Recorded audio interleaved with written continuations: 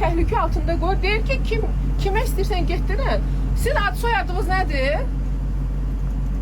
Mən kiməsə burada intervyu verməyə gəldim. Ad soyadınız nədir sizin? Bakıda Ümumdünya Şəhərsalma Forumunun keçirildiyi vaxtda paytaxtın mərkəzi hissəsində Bayır şəhər adlanan ərazidə tarixi evlərin söküntüsü davam edir. Sakinlərin məlumatına görə təkcə son bir neçə gündə Əlövsət Quliyev, Zərgər Palan, Talstoy və Murtuza Muxtarov küçələrində yaşı 100-ü ötən evlər sökülüb. Hətta Əlövsət Quliyev küçəsində yaşayan sakinin evinin alqı-satqı olmadan söküldüyü bildirilir.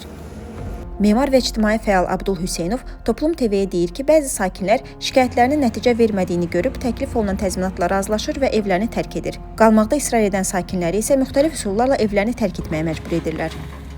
Əvvəlcə işıq söndürülür, qaz və s. digər hansısa kommunikasiyalar, ondan sonra yəni problem yaradırlar insanlara, insan ya dözə bilmir, ya evin misal üçün damını dağıdırlar, yağışdan sonra kommunikasiyada problem yaranır, işıqda qapanma baş verir və s.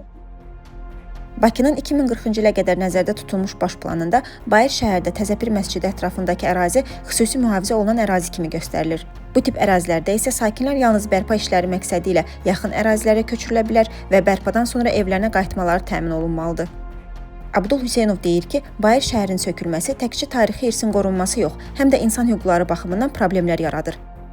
Amma o insan ki, şəhərdə anadan olub, sən onu götürürsən, icmadan çıxardırsan və digər icmaya çalışırsan, süni şəkildə yerləşdirmək, əlbəttə ki, onda müəyyən psixoloji problemlər yaranacaq. Danışanda adamlarla deyirlər ki, biz nəvələrimizi məktəbə aparırıq, burada işləyirik, 15 dəqiqə biz gedirik, iş yeri yaxındadır və s. Ümumdünya Şəhərsalma Forumunun açılışında çıxış edən Prezident İlham Əliyev də tarixi irs mövzusuna toxunub. Bakıda həm qədimilik, həm yenilik, həm bizim tarixi irsinin qorunması baxımından, həm müasir üslubda şəhərsalmanın inkişafı baxımından aydın şəkildə onu göstərir ki, bizim ulu babalarımızın istedadı olubdur və biz tarixi və memarlıq irsimizi qoruyub saxlayırıq. Lakin forumun əsas müzakirə mövzuları sırasında tarixi irsə yer verilməyib. Abdul Hüseynov düşünür ki, müasir şəhərsalmadan danışıb tarixi irsdən danışmamaq təzad yaradır. Dünya forumu ilə bağlı, yəni yenə də deyilən müəyyən ziddiyyətlər var da, yəni biz bir tərəfdən deyirik ki, tarixi şəhərlər qorunmalıdır, olmalıdır və s. Amma baş planda bütün bu məqsədlər var. Amma faktiki görürük ki, yəni baş planda olan o punktlar yəni birbaşa icra olunmur.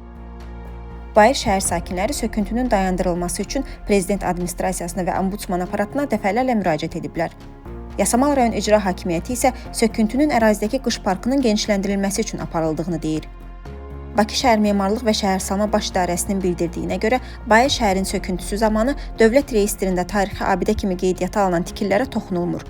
Abdul Hüseynov isə daha öncə Toplum TV-yə deyib ki, ərazidə 120-130 yaşlı tarixi abidələr var ki, 2015-2016-cı illərdə reyestrdən çıxarılıb.